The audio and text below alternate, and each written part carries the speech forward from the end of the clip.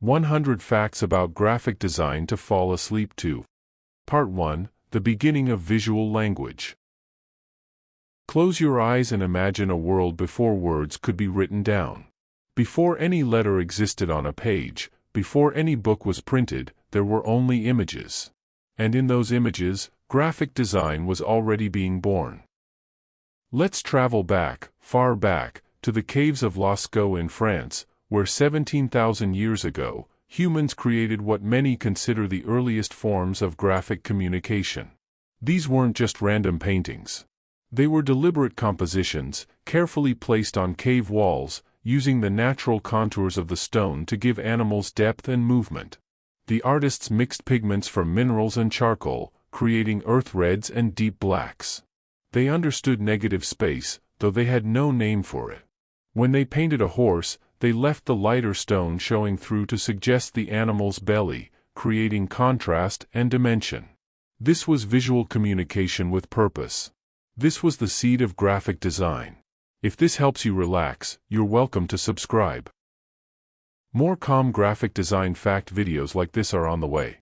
Time flows forward like a gentle stream, carrying us to ancient Egypt, where around 3200 BCE, hieroglyphics emerged as one of the first standardized visual writing systems. The Egyptians understood something profound about communication, that pictures could carry meaning beyond the literal. A single symbol could represent a sound, an object, or an entire concept. They developed strict design grids for these hieroglyphics, ensuring consistency across temples and tombs. Each symbol had to fit within an invisible square, maintaining visual harmony. The scribes were the first graphic designers, balancing beauty with function, decoration with legibility. Let the centuries drift past as we move to China, where around 200 CE, the invention of paper changed everything for visual communication. Before paper, design was constrained by the materials available: stone, clay, papyrus, parchment. But paper was light, flexible, and relatively inexpensive. It allowed ideas to travel. It made visual communication portable. Chinese artisans began creating intricate woodblock prints, carving entire pages in reverse into wooden blocks, then pressing them onto paper. This was the birth of reproducible design, where a single carved composition could create hundreds of identical impressions. The designer's vision could now reach beyond a single artifact. As we settle deeper into this journey, we arrive at medieval Europe, where illuminated manuscripts emerged between the 5th and 15th centuries. Monks in scriptoriums spent years creating single books, each page a masterpiece of layout and decoration. They developed sophisticated grid systems, dividing pages into columns and margins with mathematical precision. The margins weren't arbitrary, they followed specific proportions, often with the inner margin being half the width of the outer margin, creating visual balance when pages faced each other in an open book. These monks understood kerning before the word existed, carefully adjusting the space between letters for optical harmony. They invented drop caps, those large decorative letters that begin a chapter, drawing the eye to where reading should start. Every design choice served both beauty and function. Time continues its gentle forward motion, and in 1439, Johannes Gutenberg introduces movable type to Europe, revolutionizing graphic design forever. Suddenly, text could be arranged and rearranged like building blocks. Gutenberg's genius wasn't just mechanical, it was deeply aesthetic. He studied the handwritten manuscripts that people were accustomed to reading and designed his typeface to mimic that familiar script. This understanding, that new technology should honor what people already find comfortable, remains a cornerstone of graphic design today. His 42-line Bible wasn't just the first major printed book, it was a masterclass in typography, with justified text, careful line spacing, and margins that created a rhythm for the eye to follow. The printing press spread across Europe like dawn spreading across the sky, and with it came the need for new kinds of visual communication. By the early 1500s, the first printed advertisements began appearing, simple woodcut illustrations with text announcing goods and services. These weren't sophisticated by modern standards, but they established a principle: visual design could persuade, could sell, could change minds. The relationship between commerce and graphic design was born.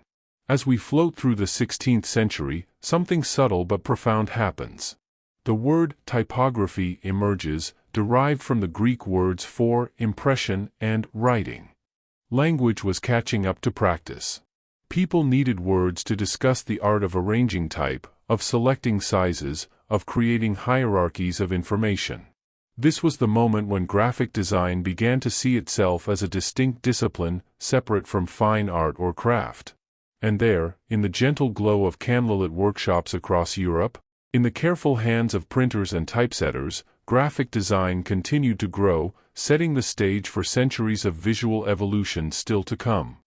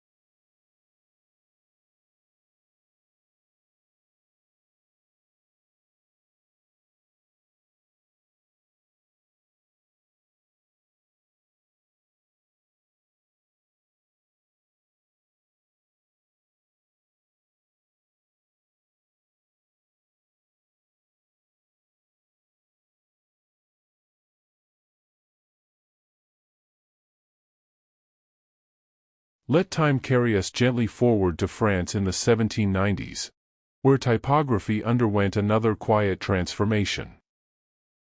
Firmin Didot created ultra-thin serifs, those small lines at the ends of letters that were almost hair-like in their delicacy.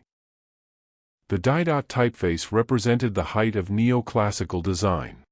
Rational, elegant, precise. But more importantly, Didot standardized the point system for measuring type, establishing that there would be 72 points to an inch. Before this, every print shop used different measurements. Didot brought order to chaos, creating a universal language that designers still speak today. When you set type at 12 points or 18 points, you're using a system that's over 2 centuries old, a quiet legacy from the Age of Enlightenment. The 19th century arrives with the Industrial Revolution, and graphic design awakens to new possibilities and new demands. Factories needed to advertise their goods. Stores needed eye-catching signs. The modern poster was born out of this necessity. In the 1860s and 70s, posters became larger, bolder, more colorful than anything seen before. Lithography, a printing technique that could reproduce both images and text in vibrant colors, made this possible. Designers could now think in terms of visual impact from a distance. A poster wasn't meant to be read up close like a book, it needed to shout across a busy street, to stop a passerby in their tracks. This shift in thinking, designing for different viewing distances and contexts, became fundamental to graphic design. As we move through the late 1800s, we encounter the arts and crafts movement, led by William Morris in England. Morris looked at the mass-produced printed materials flooding the market and saw ugliness, carelessness, and a loss of craftsmanship. In 1891, he founded the Kelmscott Press, dedicated to creating beautiful books that honored medieval traditions while embracing Victorian sensibilities. Morris designed his own typefaces, his own ornamental borders, and his own decorated initial letters. He believed that every element on a page should work in harmony, that margins and text and decoration should form a unified whole. The arts and crafts movement taught designers to consider the holistic nature of their work, to see each project as an ecosystem where every choice affects every other choice. Let's drift now into a new century, into the early 1900s, where in Glasgow, Scotland, a designer named Charles Rennie Mackintosh was creating something entirely fresh. Mackintosh developed an approach that was both geometric and organic, combining straight lines with flowing curves. His poster designs were unlike anything that came before, tall, elegant lettering stretched vertically, creating an almost dreamlike quality. He understood white space not as emptiness but as an active design element, using it to create breathing room, to give the eye places to rest. This concept of negative space as a design tool rather than leftover space was revolutionary. It whispered rather than shouted, and in doing so, demanded attention. Across the ocean in America, the early 20th century brought the rise of advertising agencies, and with them, the first true graphic design departments.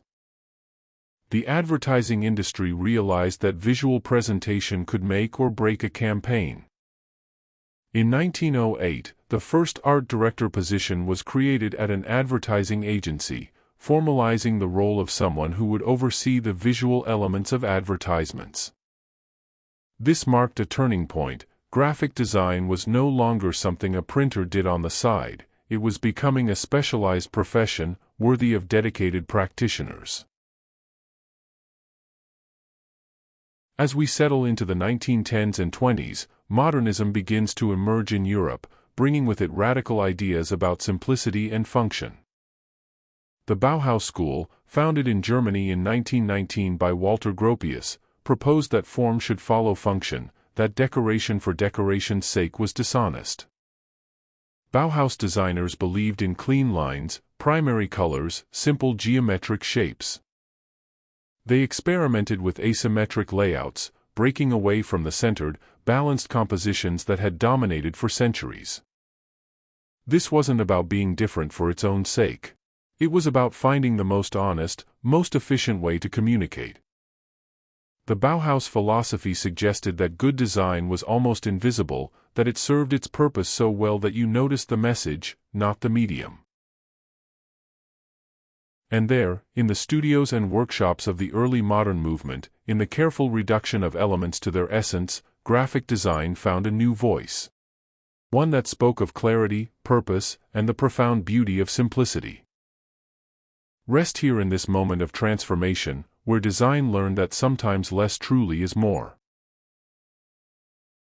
Part 3: The modern voice emerges. As we drift into the 1920s and 30s, let's follow the story of a movement that would reshape visual communication forever.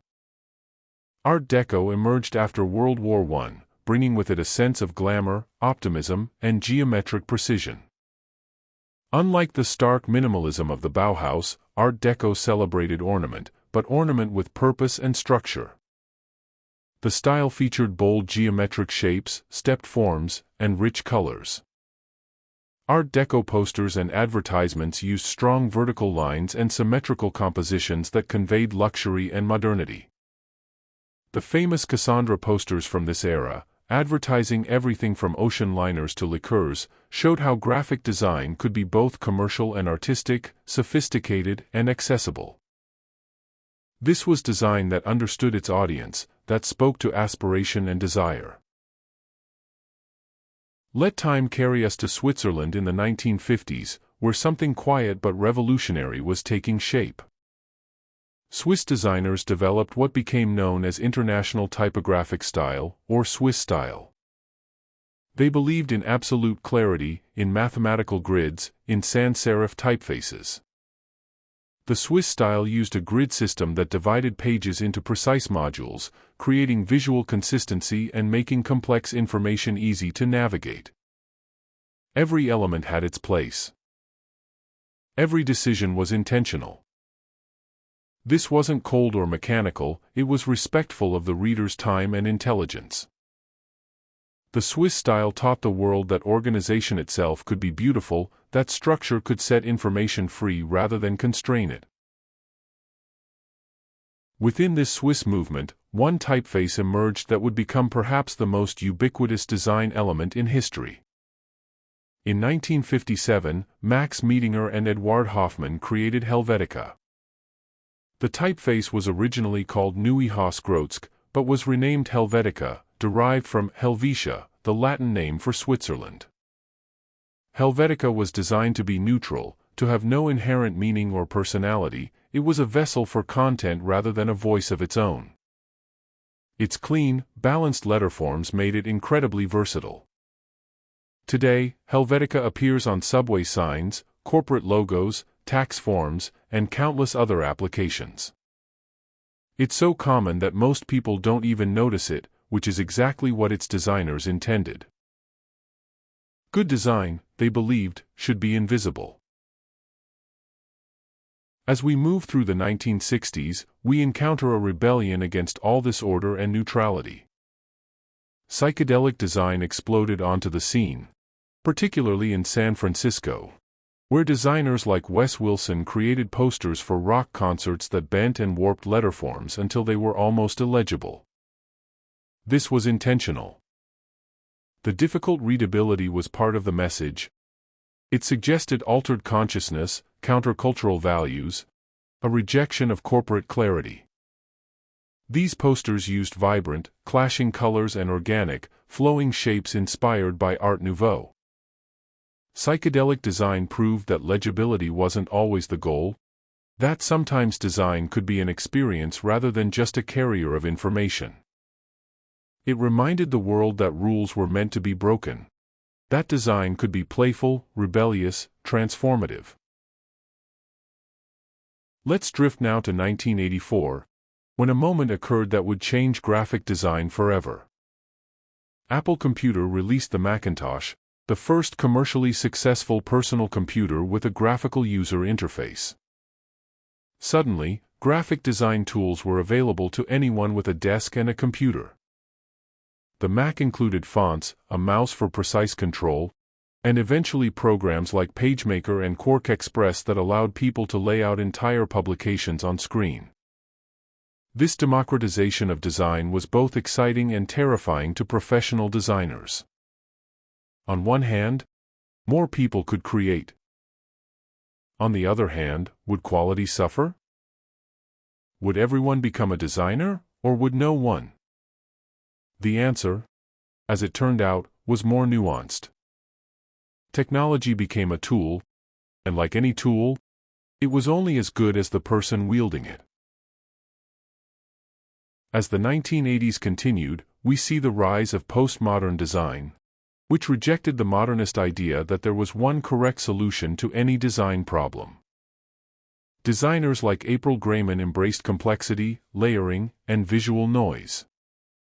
She was one of the first to explore computer-generated imagery in graphic design, creating posters that combined photography, digital elements, and typography in ways that felt chaotic but intentional.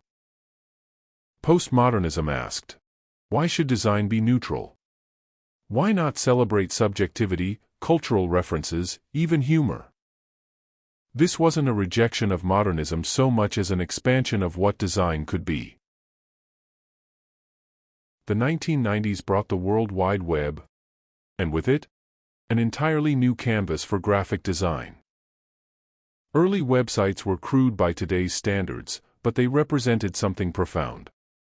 Design that could be interactive, that could change based on user input, that existed not on paper but as light and code. Web designers had to learn new constraints: screen resolution, download times, browser compatibility. They had to think about navigation, about how users would move through information. The web taught designers that their work wasn't just seen. It was experienced, clicked, explored. Design became dimensional in a new way. And there, in the glow of computer screens around the world, as designers adapted centuries-old principles to digital spaces, graphic design entered a new era, one of infinite possibility and constant change. Let your mind rest in this space between the physical and digital, where design learned to dance in light. Part 4. The Digital Renaissance. As we settle into the late 1990s and early 2000s, let's observe how the digital revolution continued to reshape the designer's craft. In 1990, Adobe released Photoshop 1.0, A program that would fundamentally alter how designers manipulate images. Before Photoshop, photo retouching required physical darkroom work, airbrushing, or manual cutting and pasting. Now, layers could be stacked. Colors could be adjusted with precision. And elements could be combined seamlessly. Photoshop gave designers godlike control over imagery, allowing them to create worlds that had never existed. This power brought with it new responsibilities and questions about authenticity, truth, and manipulation. But it also opened doors to creativity that previous generations could only dream of. Let our journey carry us gently to 1999, when a quiet revolution in typography began. The OpenType font format was introduced, co-developed by Adobe and Microsoft. This might sound technical, but it was profound.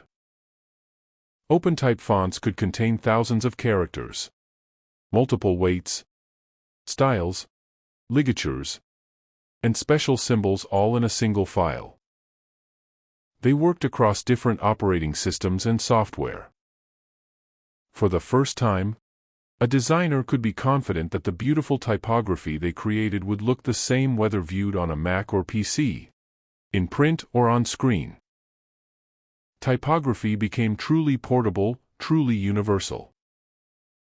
The barriers between platforms began to dissolve.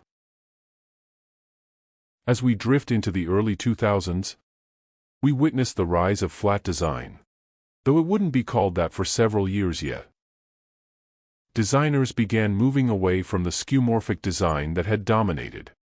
Those buttons that looked like physical buttons, those interfaces that mimicked real-world textures. Instead, they embraced simplicity, flat colors, simple shapes, minimal shadows. This shift was partly practical. Flat designs loaded faster on early smartphones and looked crisp on various screen sizes. But it was also philosophical. Flat design acknowledged that digital interfaces didn't need to pretend to be physical objects. They could have their own visual language, one that was honest about being digital. In 2007, Apple released the iPhone, and with it, mobile design became a discipline unto itself. Suddenly, designers had to think about touch interfaces, about gestures, about screens that rotated. They had to design for thumbs, not mouse pointers. The constraints were severe: small screens, limited processing power, short attention spans. But constraints breed creativity. Mobile design taught economy, clarity, and the importance of prioritization. Every pixel mattered. Every tap had to feel natural. This wasn't just about making things smaller. It was about rethinking how humans interact with information when they're moving through the world. Let's pause for a moment in 2010, when Instagram launched and transformed how we think about visual culture. Instagram wasn't just a social network. It was a design platform that made everyone a curator of their own visual identity. The app's filters allowed anyone to apply sophisticated color grading and effects to their photos instantly. While professional designers initially scoffed at these pre-made filters, Instagram democratized aesthetic decision-making. It taught millions of people to think about visual consistency, about color palettes, about composition. In doing so, it raised the baseline of visual literacy across society. Everyone became, in some small way, a graphic designer. As we move through the 2010s, responsive web design emerges as a critical concept. Designer Ethan Marcotte coined the term in 2010, describing websites that could adapt fluidly to any screen size: desktop, tablet, phone, or anything in between. Before this, designers often created separate versions of websites for different devices. Responsive design introduced fluid grids, flexible images, and media queries that allowed a single design to morph intelligently based on the viewing context. This was design that anticipated change, that built flexibility into its very structure. It reflected a broader truth. In the digital age, designers couldn't control exactly how their work would be experienced. They had to embrace flexibility and trust their systems. The mid-2010s brought the widespread adoption of design systems. Comprehensive collections of reusable components, patterns, and guidelines that ensure consistency across products. Companies like Google with Material Design and IBM with Carbon created extensive design systems that governed everything from button styles to motion principles. These weren't just style guides. They were living, evolving frameworks that allowed teams to work efficiently while maintaining coherence. Design systems recognized that in complex digital products, consistency was impossible without systematic thinking. They represented design at scale, design as infrastructure. Around 2016, variable fonts began to emerge, representing perhaps the most significant evolution in typography since digital fonts were invented. Unlike traditional fonts that required separate files for each weight or style, variable fonts contained multiple variations within a single file. A designer could smoothly adjust weight, width, or other attributes along a continuous spectrum, rather than jumping between preset options. This meant more expressive typography with smaller file sizes. A rare case where technology offered both more creative freedom and better performance. Variable fonts whispered of a future where designers had infinite typographic nuance at their fingertips. And there, in this moment of technological abundance, where tools multiplied and possibilities expanded exponentially, graphic design found itself both empowered and challenged, blessed with unprecedented capability, yet tasked with maintaining human connection in an increasingly digital world. Breathe here, in this space where pixels and purpose intertwine, where design learned to waft like a gentle breeze across 1,000 different leaves. Part 5. The Age of Intelligence and Intention. As we drift into the late 2010s and approach the present day, let's explore how graphic design has evolved into something both ancient and entirely new. In 2017, Pantone, the company that standardizes color for designers worldwide, celebrated its 50th anniversary of the Pantone matching system. Since 1963, Pantone has provided a universal language for color, assigning numbers to specific hues so that a designer in Tokyo and a printer in Berlin can communicate about the exact same shade of blue. The system contains over 1,800 colors, each with a precise formula. This standardization might seem to limit creativity, but it actually enables it. When designers know they can specify and reproduce exact colors anywhere in the world, they gain confidence to be bold, to be precise, to trust that their vision will translate from screen to print to fabric. Pantone reminds us that creativity often flourishes within structure. Let our journey carry us to the recognition of accessibility as not just an option but an ethical imperative in design. The Web Content Accessibility Guidelines, or WCAG, have been evolving since 1999, but in recent years, designers have increasingly embraced accessibility as fundamental to good design, not an afterthought. This means considering color contrast for people with vision impairments, ensuring text can be read by screen readers for blind users, designing touch targets large enough for people with motor difficulties. Accessible design isn't just about disability. It's about designing for the full spectrum of human experience. A parent holding a baby, someone with a broken arm, an elderly person with shaking hands, someone in bright sunlight where contrast matters. Accessible design serves everyone. It teaches us that constraints make design stronger, more thoughtful, more human. As we settle into 2018 and 2019, we observe the maturation of motion design as an essential component of digital experiences. Motion is no longer decoration. It's communication. When an element slides in from the side, it tells us where it came from. When a button pulses gently, it invites interaction. When transitions are smooth and logical, they reduce cognitive load and help users understand relationships between interface elements. Motion designers think in terms of easing curves, duration, choreography. They understand that a 200-millisecond animation feels quick and responsive, while a 600-millisecond animation feels sluggish. These tiny durations, these micro-interactions, shape how digital spaces feel, whether they seem alive and responsive or clunky and mechanical. Motion has become the body language of digital design.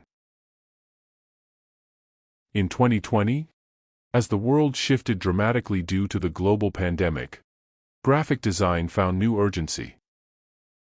Suddenly, infographics about health and safety needed to communicate complex information clearly and quickly across language barriers. Designers created universal symbols for social distancing, hand washing, mask wearing. They had to balance being informative without being frightening, urgent without being panicked. This moment revealed graphic design's essential role in public health communication, in crisis response, in helping society navigate uncertainty. Design was no longer about aesthetics or commerce. It was about survival, about community care, about translating scientific knowledge into actionable understanding. Let's dive now to the emergence of dark mode as a standard design consideration.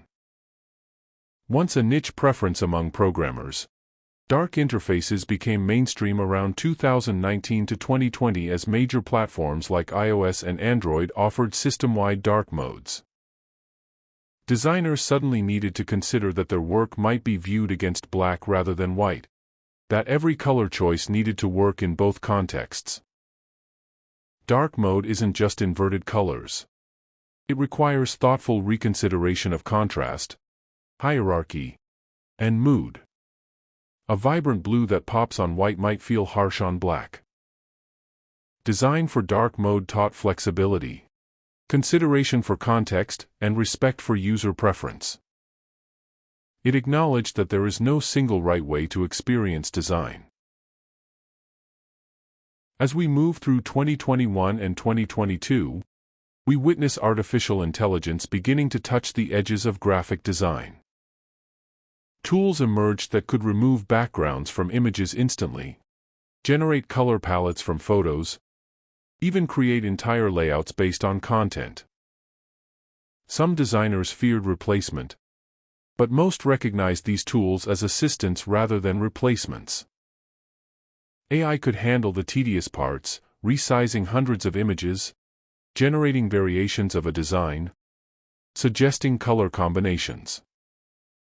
This freed designers to focus on strategy, emotion, narrative, meaning, the uniquely human aspects of visual communication. The relationship between designer and AI began to resemble that between designer and Photoshop decades earlier. A powerful tool that augments human creativity rather than replacing it. Around this same time, NFTs and digital art created new conversations about ownership, authenticity, and value in digital design. While the NFT market proved volatile, it raised important questions. What does it mean to own digital design? How do we value creativity in infinitely reproducible mediums? Can scarcity exist in the digital realm?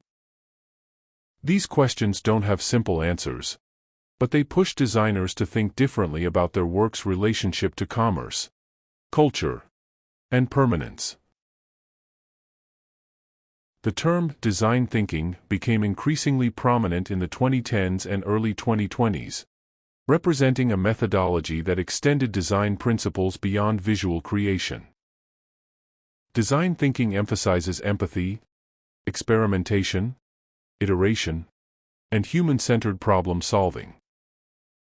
It suggests that the designer's process, observing users, defining problems, brainstorming solutions, prototyping, testing, can be applied to challenges far beyond making things look good. Whether designing a poster or a healthcare system, the principles remain. Understand your audience, test your assumptions, refine based on feedback. Design thinking elevated the designer's role from decorator to problem solver, from stylist to strategist. And here we rest, in a moment where design has become both everywhere and nowhere, embedded so deeply in daily life that it's nearly invisible, yet more powerful than ever in shaping how we understand the world, how we connect with each other, how we make sense of the endless flow of information that surrounds us. Let yourself float in this space where past and present merge, where every innovation carries within it the wisdom of centuries. Part 6: The Principles That Endure. Now let's drift away from chronological history for a moment and rest in the timeless principles that have guided designers across all these centuries we've traveled through. Let's begin with the golden ratio, that mathematical relationship of approximately 1.618 to 1, known as phi. The ancient Greeks observed this proportion in nature, in nautilus shells, in flower petals, in the spiral of galaxies. The Parthenon was built using these proportions. Renaissance artists used it to compose their paintings. And today, designers still use the golden ratio to create layouts, logos, and compositions that feel inherently balanced. There's something about this proportion that resonates with human perception, that feels right in a way we can sense but not quite articulate. Whether it's truly special or simply familiar from nature's patterns, the golden ratio reminds us that design connects to something larger than human invention. It connects to the mathematical language of the universe itself. Let us shift gently into the principle of visual hierarchy. This is the art of guiding the eye through information in a specific order. Without hierarchy, everything shouts for attention equally, and the result is visual chaos.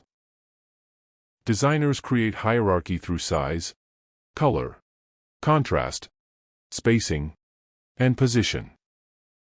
The headline is larger than the body text. The call to action button is a different color. The most important information appears at the top or center. These aren't arbitrary choices.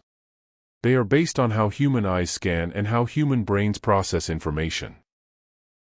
In Western cultures, eyes tend to move in an F pattern or Z pattern across pages.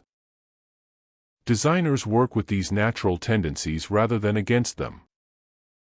Hierarchy is like a conversation where the designer gently says, "Look here first, then here, creating a path through complexity. Every well-designed thing you've ever encountered used hierarchy to guide you, so smoothly you probably never noticed. As we settle deeper, let's consider the principle of contrast. Contrast is what makes elements distinguishable from each other and from their background. Without contrast, design disappears into homogeneity. Contrast can be achieved through color, dark against light, warm against cool. Through size, large elements against small. Through weight, bold type against light. Through texture, smooth against rough. Through shape, angular against curved. Contrast creates interest, directs attention, and establishes relationships between elements. But contrast must be intentional and purposeful. Too little contrast and everything becomes a muddle. Too much and the design feels chaotic, with every element competing for dominance. The art lies in knowing how much contrast is enough, creating distinction without discord, emphasis without overwhelming. Let's drift now to the concept of white space, often called negative space. The empty areas in a design that contain no text or images. Inexperienced designers often fear white space, feeling compelled to fill every inch with content. But master designers understand that white space isn't wasted space. It gives the eye places to rest. It creates breathing room that makes content more digestible. It conveys elegance, simplicity, confidence.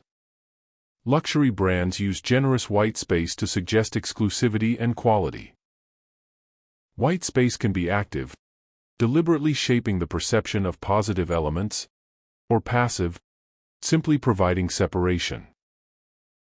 The Japanese aesthetic principle of the void between elements, recognizes empty space as an active design element. White space whispers that what's left out can be as important as what's included. As we float through these timeless principles, we encounter balance, the distribution of visual weight across a composition. Balance can be symmetrical, where elements mirror each other across an axis, creating formality and stability. Think of a wedding invitation with centered text. The symmetry conveys tradition and elegance.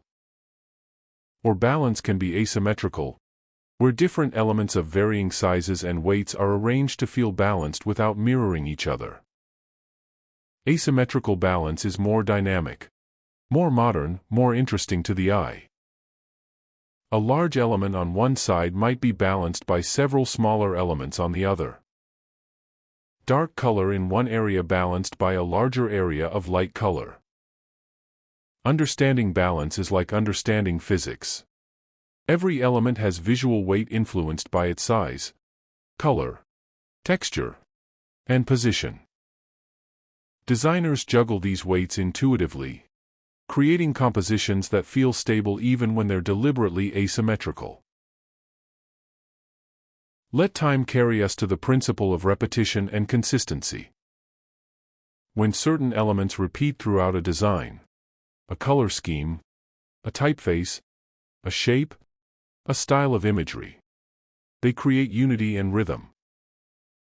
Repetition tells the viewer that these pieces belong together, that they're part of a cohesive whole. A company's brand guidelines might specify that all materials use the same 2 fonts, the same set of colors, the same photographic style. This repetition builds recognition and trust. But repetition without variation becomes monotonous, so designers introduce controlled variation within consistent systems. The same blue, but in different shades. The same typeface, but in different weights.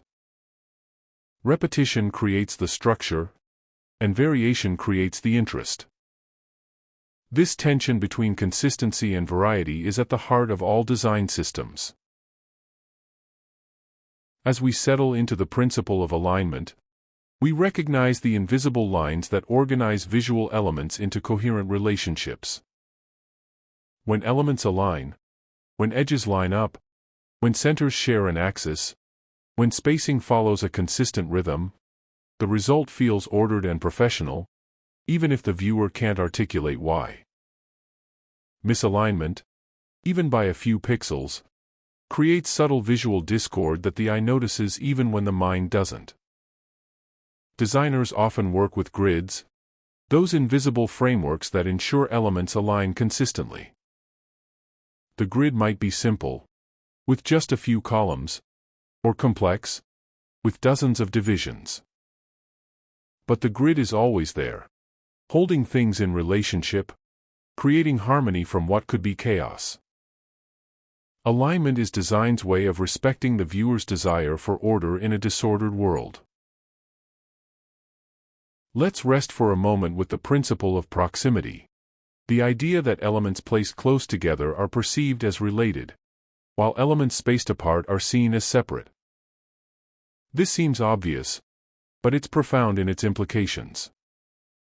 By adjusting spacing, designers create groups and relationships without needing boxes or lines. Related items cluster together. Separate concepts keep their distance. Proximity allows white space to become meaningful. The space between paragraphs, between sections, between unrelated ideas. Proximity gives structure to information, helping viewers understand what belongs together and what doesn't. It's organization through relationship, grouping through gesture, meaning through simple spatial decisions.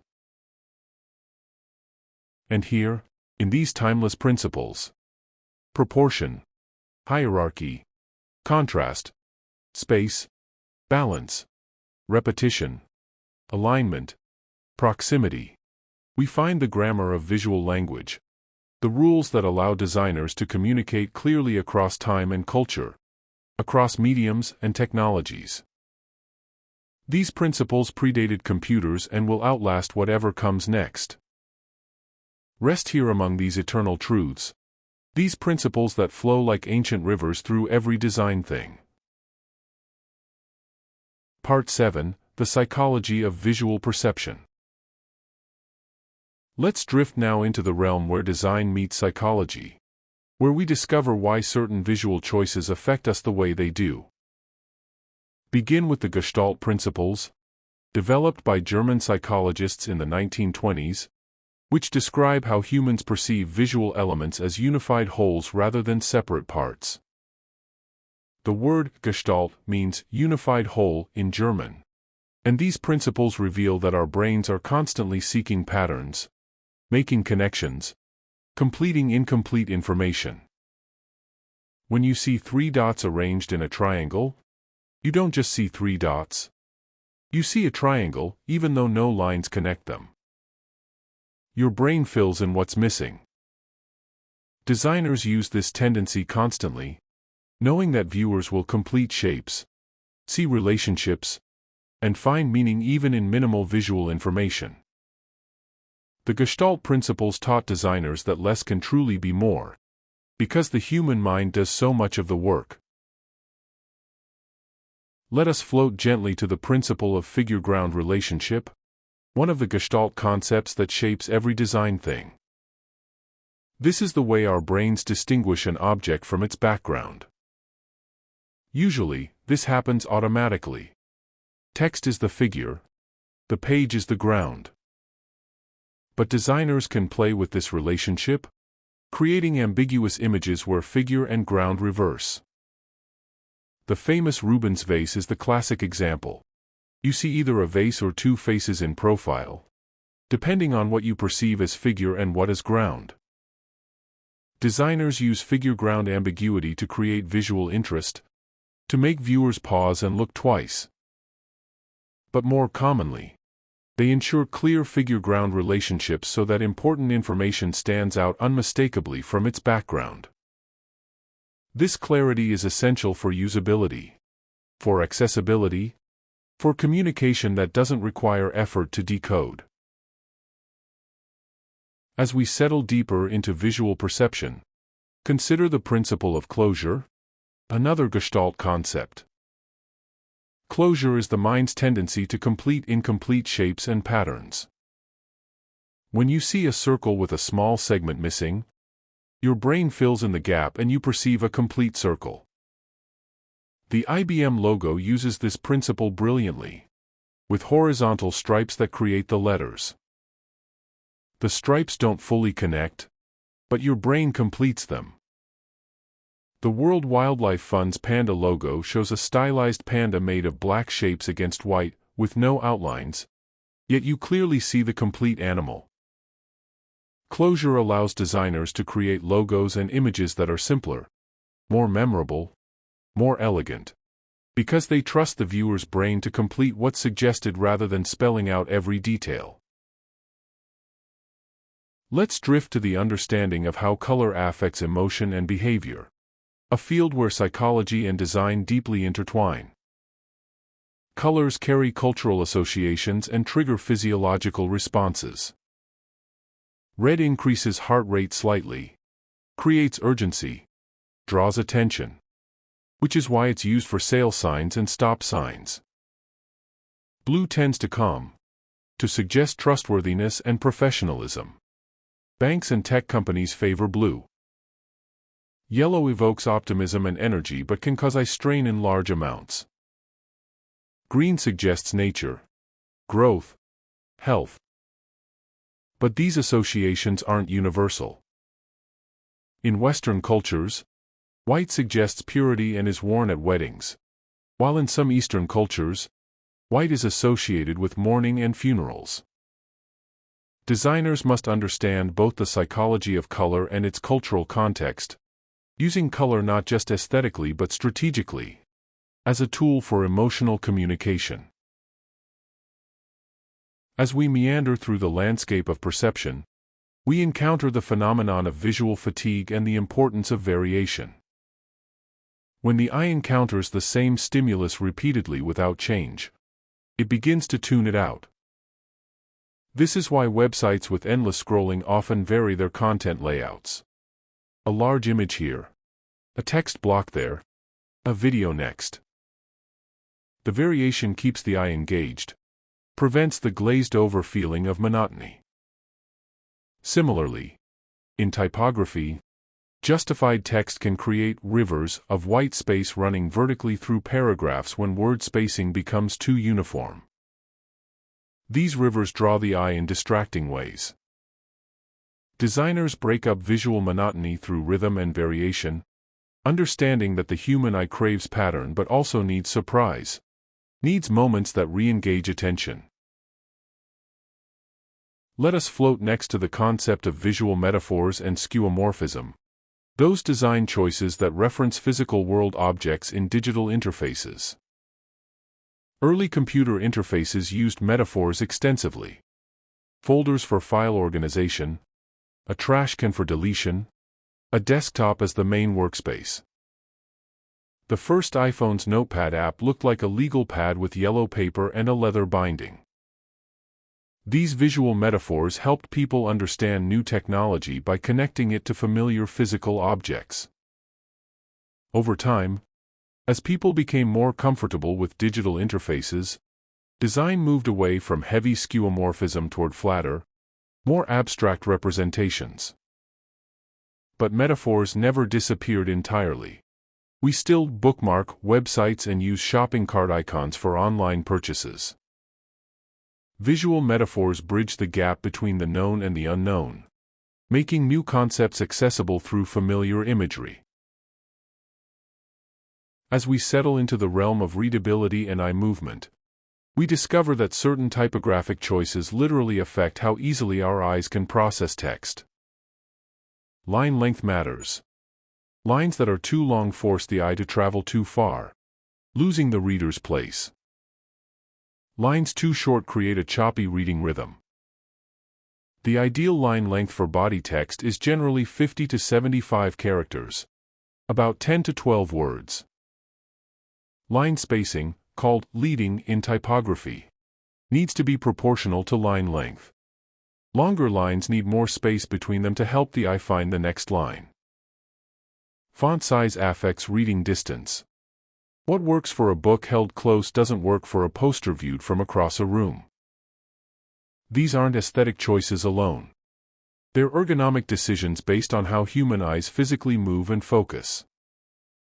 Good typography respects the biology of reading. Let's rest with the understanding that designers aren't just making things look good. They're working with human perception, psychology, and neurology. They're creating visual experiences that align with how brains process information, how eyes move across surfaces, how emotions respond to visual stimuli. Every design choice can either work with human nature or against it, can ease cognition or increase mental load. The best design feels effortless because it anticipates how we naturally perceive and process visual information. And here, in this space where art meets science, where aesthetics serve psychology. We understand that design is ultimately about respecting and working with the marvelous complexity of human perception. Let yourself rest in this knowledge that every color you see, every shape you recognize, every pattern you complete, is a collaboration between the designer and your own remarkable mind. Part 8: The Language of Typography. Let's plot now into the world of letters themselves, those shapes that carry our words across space and time. Typography is often called the voice of design, because the same words can whisper or shout, can feel formal or friendly, urgent or leisurely, depending on how the letters are shaped. Consider that there are 5 main classifications of typefaces, each with its own personality and history. Serif typefaces, with their small decorative strokes at the ends of letters, evoke tradition, authority, respectability. They're often used for body text in books and newspapers because those serifs help guide the eye along lines of text. Sans serif typefaces, without those decorative strokes, feel modern, clean, straightforward. They dominate digital interfaces and contemporary branding. Script typefaces mimic handwriting, suggesting elegance or informality depending on their style. Display typefaces are designed for headlines and large sizes, often with distinctive personalities that would be overwhelming in body text. And monospace typefaces, where every character takes up the same width, echo typewriters and computer code, suggesting technical precision or retro authenticity. Let us now let our consciousness gently stumble to the understanding of type anatomy, the specific terms for parts of letters that allow designers to discuss typography precisely. The baseline is the invisible line that letters sit on. The X height is the height of lowercase letters like X or A, not counting ascenders or descenders. Ascenders are the parts of letters like H or B that rise above the X height. Descenders are the parts of letters like P or G that drop below the baseline. The bowl is the curved, enclosed space in letters like B or D. The counter is the empty space inside letters, whether fully enclosed like in O or partially open like in N. Serifs, those small strokes at letter endings, can be bracketed with curved transitions or unbracketed with sharp angles. Understanding this anatomy allows designers to articulate what makes one typeface different from another, why one feels friendlier or more serious, more condensed or more generous. As we settle deeper into the craft of typography, we discover kerning, the adjustment of space between individual letter pairs. Some letter combinations, like AV or 2, create awkward gaps if spaced uniformly because of their shapes. Kerning tightens these specific pairs so the spacing feels optically even though it's not mathematically equal. Professional typefaces include kerning tables with thousands of these pair adjustments built in. But designers sometimes need to adjust kerning manually, especially in logos or headlines where every detail matters. The difference between good and poor kerning can be subtle, but it separates amateur work from professional. It's one of those invisible elements that you feel rather than see, that contributes to overall polish and refinement. Let's drift to the concept of tracking, which is different from kerning though often confused with it. While kerning adjusts space between specific letter pairs, tracking adjusts the overall spacing across entire words or blocks of text. Loose tracking, with more space between all letters, can feel elegant and airy, often used in fashion or luxury branding. Tight tracking, with letters closer together, can feel urgent and compact, sometimes used in magazines where space is precious. But tracking must be applied with care. Too loose and words break apart visually. Too tight and letters collide, becoming difficult to read. The ideal tracking depends on the typeface, the size, the medium, and the message. It's another invisible decision that shapes how text feels.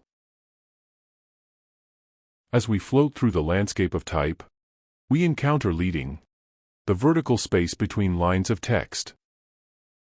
The term comes from the days of metal type, when printers would insert thin strips of lead between lines to add space. Too little leading and lines feel cramped, with ascenders from one line nearly touching descenders from the line above. Too much leading and the text loses cohesion, floating apart into separate units. The right amount of leading creates a comfortable rhythm for reading, usually about 120 to 145% of the point size. So a 12-point type might have 14 to 17 points of leading. But this varies with line length, typeface design, and context. Leading is breathing room for text, the pause between thoughts, the space that allows each line to be distinguished from its neighbors. Let our journey carry us to the understanding of type pairing, the art of combining different typefaces in a single design. A common approach is to pair a serif for body text with a sans serif for headlines, or vice versa. The contrast creates hierarchy and interest while maintaining harmony. The key is finding typefaces that differ enough to create distinction but share some underlying quality. Perhaps similar proportions, or similar X heights, or similar personalities, that allows them to coexist peacefully. Some designers follow the principle of pairing typefaces from the same era or from the same designer, ensuring historical or philosophical alignment. Others intentionally create tension by pairing contrasting styles. But regardless of approach, successful type pairing requires that one typeface leads and others support, that there's a clear hierarchy rather than competition for attention. As we settle into the world of type on screens, we discover that digital typography has its own considerations distinct from print. Screen resolution affects how typefaces render. What looks crisp in print might become fuzzy or difficult to read on low-resolution displays. This led to the development of typefaces specifically designed for screens, like Verdana and Georgia in the 1990s, with larger X heights, wider spacing, and simpler letterforms that remain clear at small sizes. Later, with the advent of high-resolution Retina displays, designers gained more freedom, but considerations remain. Light text on dark backgrounds requires different spacing than dark on light, because bright pixels seem to bleed into dark ones. Digital type must also account for how different devices and browsers render fonts, ensuring readability across platforms. Let's rest with the knowledge that type is more than decoration, more than a vehicle for words. Type carries emotion, establishes tone, conveys credibility or casualness, urgency or calm. The same sentence in Helvetica feels entirely different than in Baskerville, different than in Comic Sans. Typography is the interface between content and perception, the medium through which written language becomes visual experience. Every design thing that contains words involves typographic decisions, and those decisions shape not just how information looks but how it's understood, believed, and felt. And here, in the subtle curves of serifs, in the carefully adjusted spaces between letters, in the rhythm of line heights and the harmony of paired typefaces, we find a language within language, the silent but powerful voice of typography. Rest here in the gentle rhythm of letters, in the spaces between words, in the quiet elegance of well-set type. Part 9: The Power of Symbols and Icons. Now we drift into the realm of symbols and icons, those simplified images that communicate entire concepts in a single glance. The power of a well-designed icon is that it transcends language. A pictogram of a fork and knife means restaurant whether you're in Paris, Tokyo, or Sao Paulo. The history of modern iconography can be traced to Otto Neurath, an Austrian philosopher and economist who in the 1920s developed isotype, the international system of typographic picture education. Neurath believed that complex information could be made accessible through standardized pictorial symbols. He created simple, flat icons representing people, buildings, animals, and concepts, using them to create infographics that communicated statistics and social data to audiences regardless of literacy level.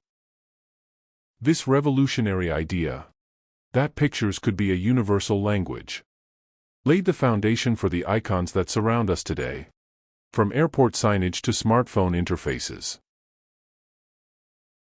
Let the flow of time carry us gently to the 1970s, when two designers created icon systems that still shape our world.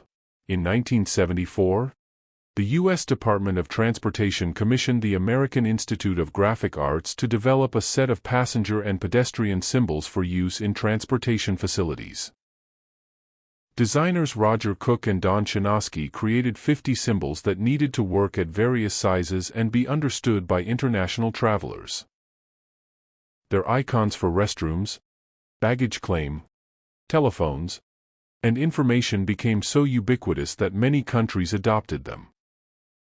These weren't just pretty pictures. They were rigorously tested for recognition and comprehension, refined based on how real people interpreted them. The process revealed that good icon design requires empathy, testing, and willingness to revise based on how symbols are actually understood, not how designers intend them to be understood. As we settle deeper into the world of symbols, consider the evolution of the save icon, that small floppy disk image that appears in software interfaces. For anyone who grew up after floppy disks became obsolete, this icon represents an object they've likely never used, yet they understand it means save because the symbol has become convention.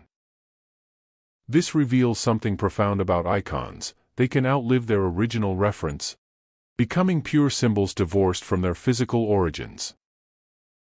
The shopping cart icon persists even as actual shopping carts vary in design.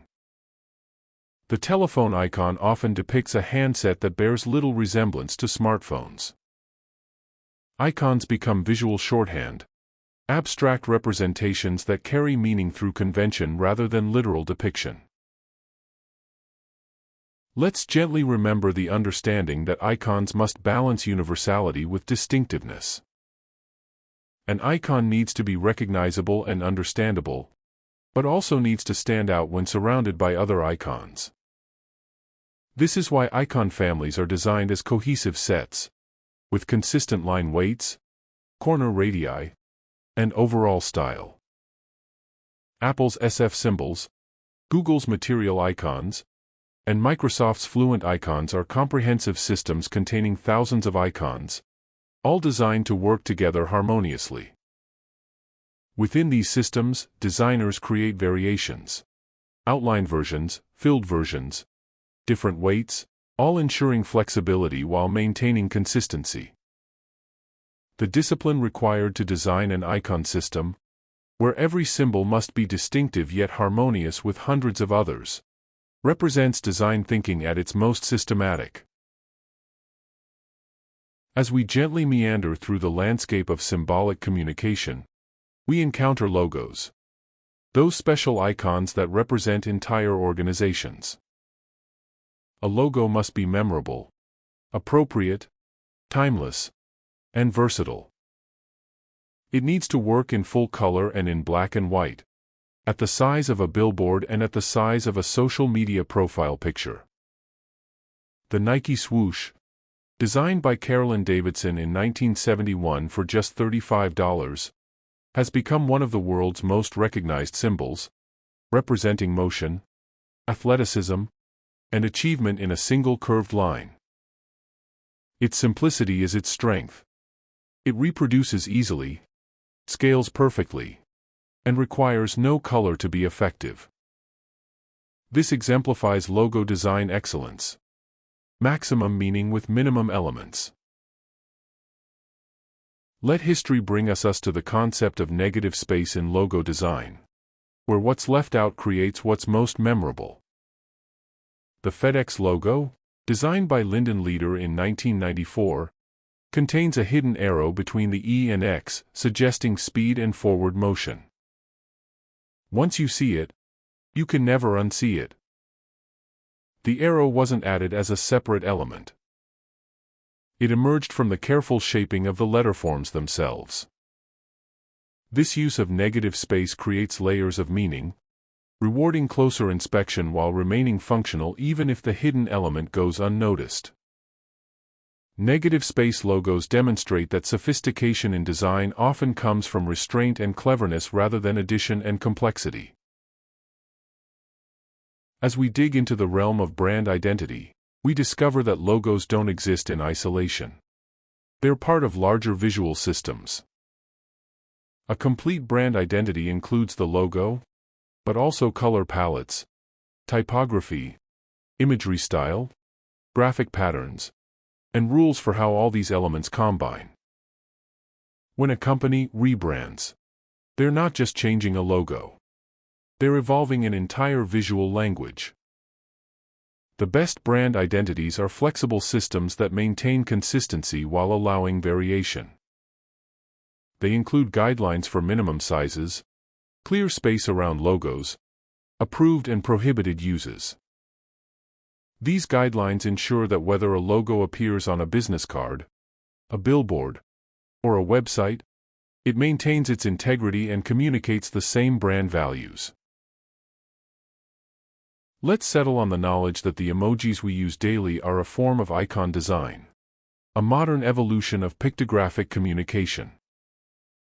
The original emoji set, created by Shigetaka Kurita in 1999 for Japanese mobile phones, contained just 176 simple 12 by 12 pixel images. Today, the Unicode Consortium maintains thousands of standardized emojis used across all devices and platforms. Emojis have become a global language, adding emotional nuance to text communication, sometimes replacing words entirely. They represent perhaps the most successful contemporary icon system.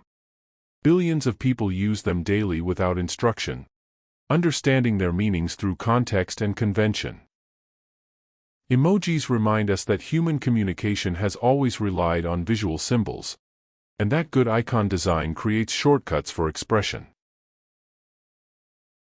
And here, in these simplified forms, in these carefully crafted symbols, in these marks that speak without words, we find design at its most essential. Distilling complex ideas into images that communicate instantly, universally, powerfully.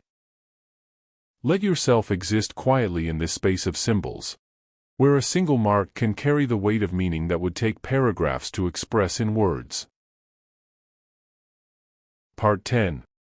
The Future and the Circle Complete. As we drift toward the end of our journey, let's look forward while remembering where we began. The future of graphic design is being shaped by technologies that would seem like magic to those cave painters at Lascaux. Yet the fundamental purpose remains unchanged. To communicate, to clarify, to move people, to make meaning visible. Generative design tools now allow designers to set parameters and let algorithms create thousands of variations, exploring possibilities faster than any human could manually.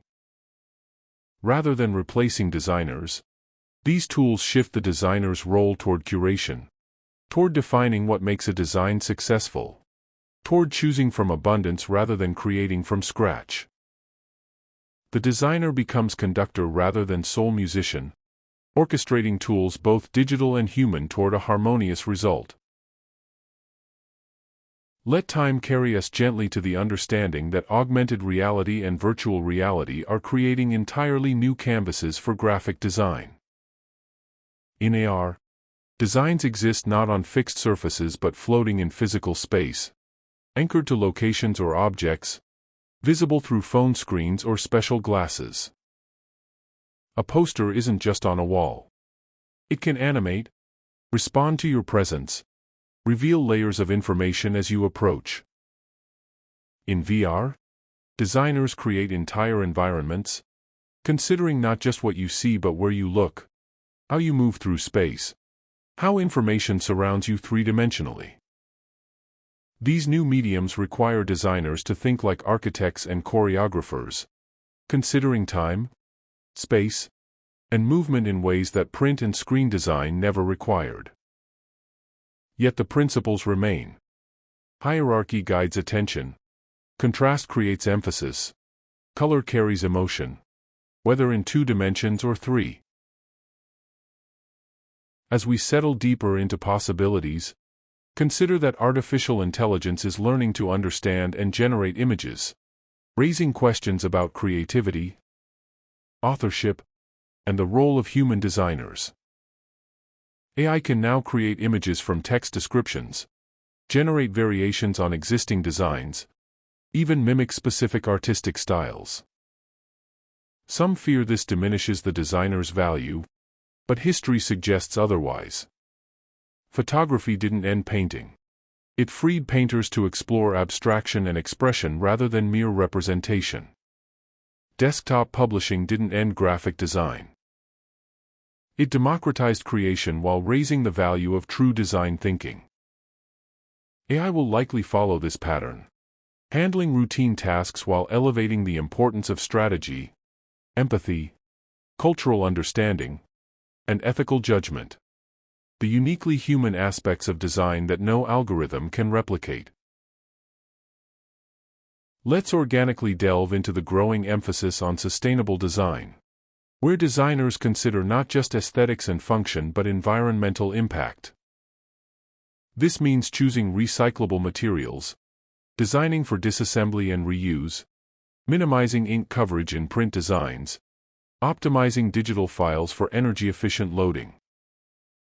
Some designers practice design for degradation, creating work meant to decompose naturally rather than persist as pollution.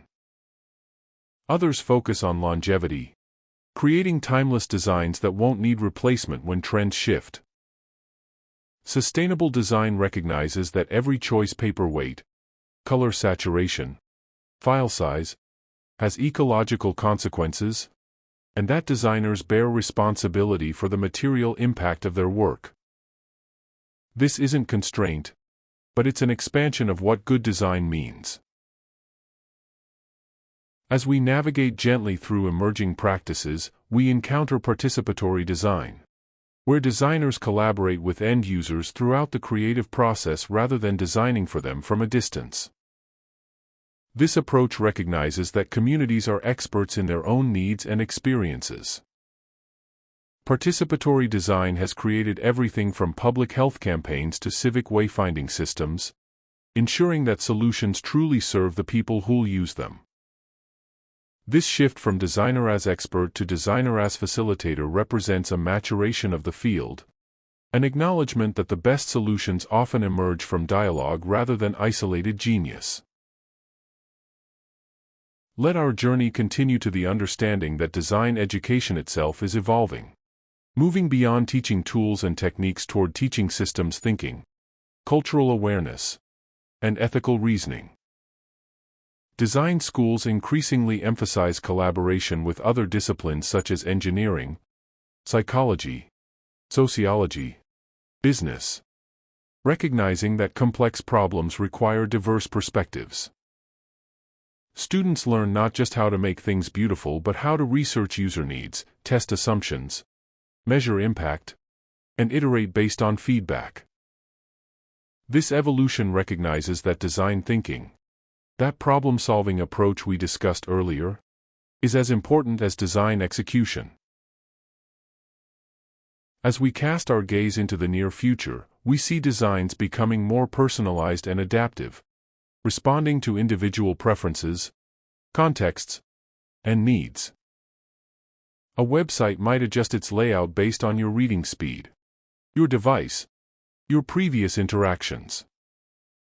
Packaging might display different information based on dietary restrictions or language preferences.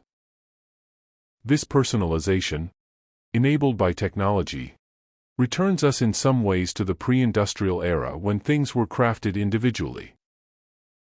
but now it happens at scale, combining the efficiency of mass production with the consideration of individual craft. The challenge is balancing personalization with privacy, customization with cohesion. Let's marvel with the knowledge that despite all these technological advances, the most important aspect of graphic design remains unchanged. It serves human communication and human needs. Whether carved in stone or rendered in pixels, whether created by hand or generated by algorithm, whether printed on paper or projected in midair, design succeeds when it helps people understand, when it moves them, when it makes their lives easier or more beautiful.